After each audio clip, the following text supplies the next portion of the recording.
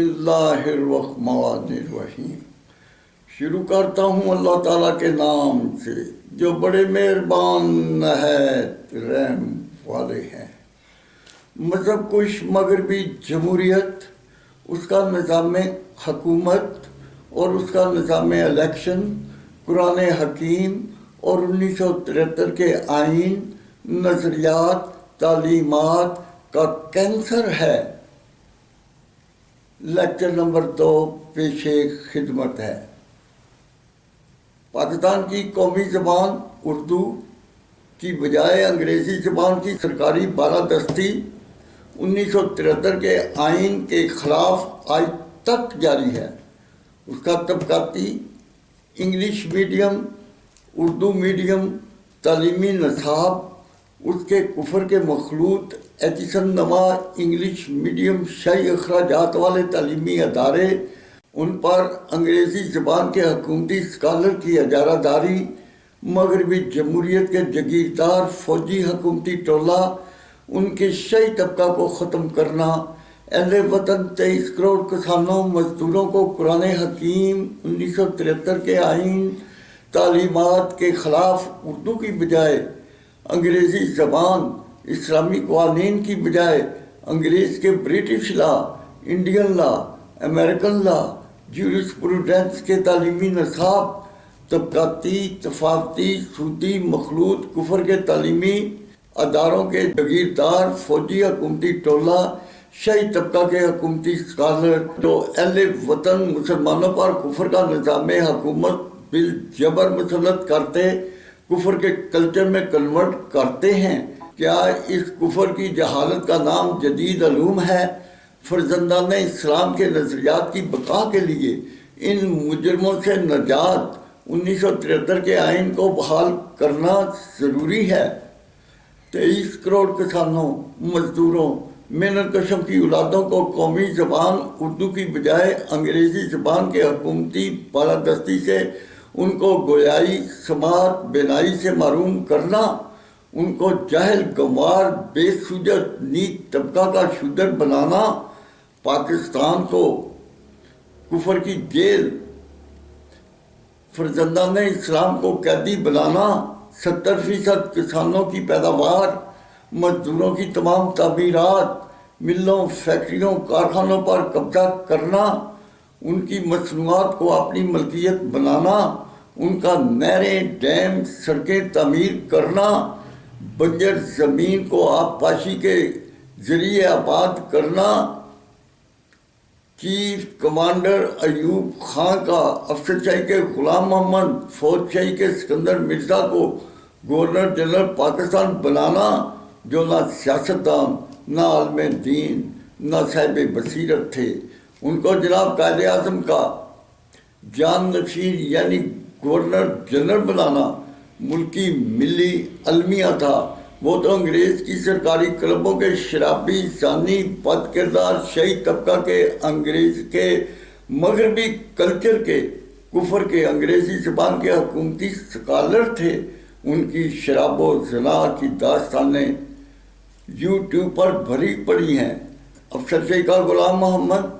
Governor general یا اس کی انگریز داشتہ، یا عدلیہ کا چیف جسٹس منیر، یا فوج شاہی کا سکندر مرزا، یا اس کی بیوی ناہید مرزا جس کو شراب کے نشے میں دودھ سوروردی کے گھر چھوڑ آیا، جو مصر بھٹو کی ڈانسر بیوی نصرت بھٹو کی خالہ تھی، جس نے مصر بھٹو کو فوجی کمانڈر سکندر مرزا کی حکومت کا حصہ بنایا۔ یہ سب کھیل فوجی چیف کمانڈر ایوب خان کی زیر کمانڈ جاری رہا۔ غلام محمد کا آبپاشی اسکیم کے تحت لاکھوں کلاس 3، 4 اور 7 لاکھ فوجی سپاہ کے 23 کروڑ کسانوں مزدوروں پر مشتمل والدین، جنہوں نے سڑکیں، نہریں، ڈیم تعمیر کیے، زمین کو قابل کاشت بنایا، ان کی بجائے پاکستان کی 1 کروڑ 20 لاکھ ایکڑ زمین حکومتی اداروں کے شرابی، زانی، بد کردار جرنیلوں، افسروں، منصفوں کے شاہی طبقہ کے مجرموں،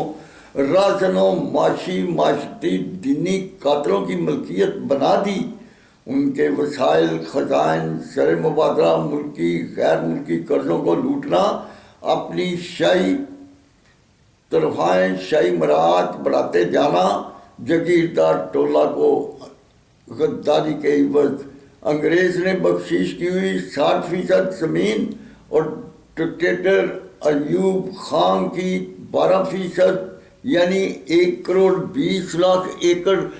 کسانوں، مزدوروں، جنہوں نے نہروں، ڈیموں، سڑکوں کو تعمیر کیا، بنجر زمین کو آبپاشی کے قابل بنایا،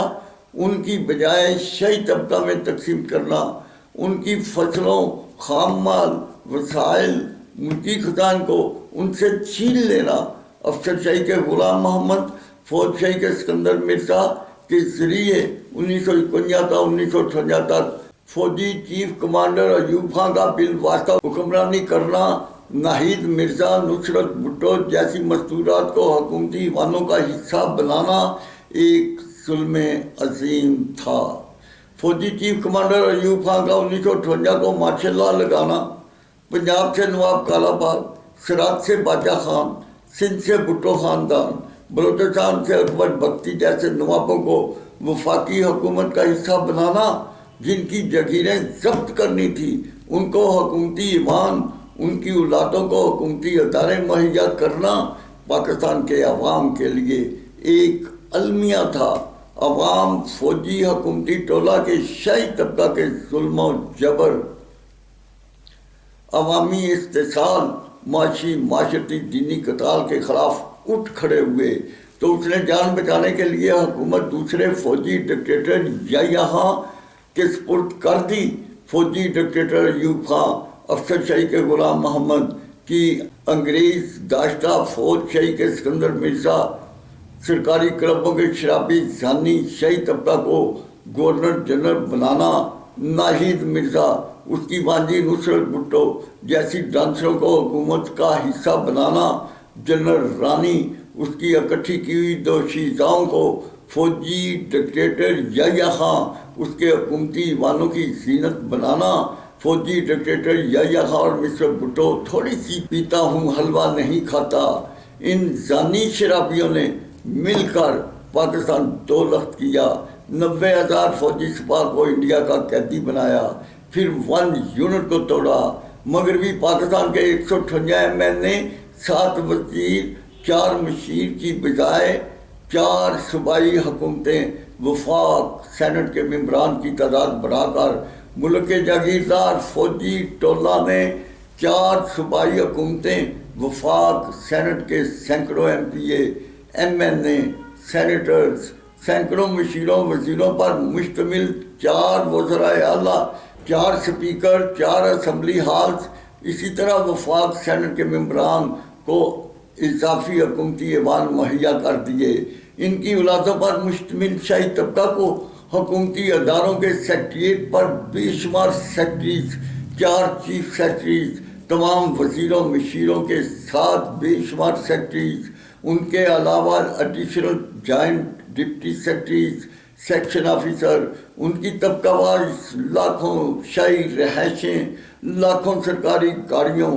بے شمار شاہی مراعات، قیمتی پلاٹ، حکومتی ٹولہ کے حکومتی ایوانوں پر، جگیردار فوجی ٹولہ کے پاس، انگریز کی بخشش کی ہوئی پاکستان کی 60% زمین، فوجی ڈکٹیٹر ایوب خان نے 12% زمین، یعنی 1,20,00,000 ایکڑ زمین ان کی اولادوں پر مشتمل شاہی طبقہ کو ان کی اعلیٰ کارکردگی کی بنا پر بطور انعام دینا۔ اہل وطن 23 کروڑ فرزندان اسلام بھوکے ننگے،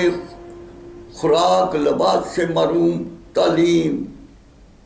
علاج معالجہ، بنیادی ضروریات حیات سے محروم، غربت، تنگ دستی، بے روزگاری، بجلی، پانی، گیس، پٹرول، ڈیزل اور گاڑیوں کی اضافی قیمتوں کی اذیتوں کو برداشت کرنے والے ملکی خزائن، زر مبادلہ کے مالک عوام، وہ ان کی معاشی معاشرتی دینی قتال و استحصال اور لوٹ مار کو روک نہ سکیں، نہ ان کے پاس حق حاکمیت، نہ حق احتساب، نہ کوئی اور طریقہ کہ وہ ان کے معاشی معاشرتی دینی قتال و استحصال اور حکومتی جرائم کو روک سکیں. یا اللہ اہل وطن اسلام کو پاکستان کو شہر مدینہ جیسی ریاست بنانے اور ان مجرموں سے نجات حاصل کرنے کی توفیق عطا فرما.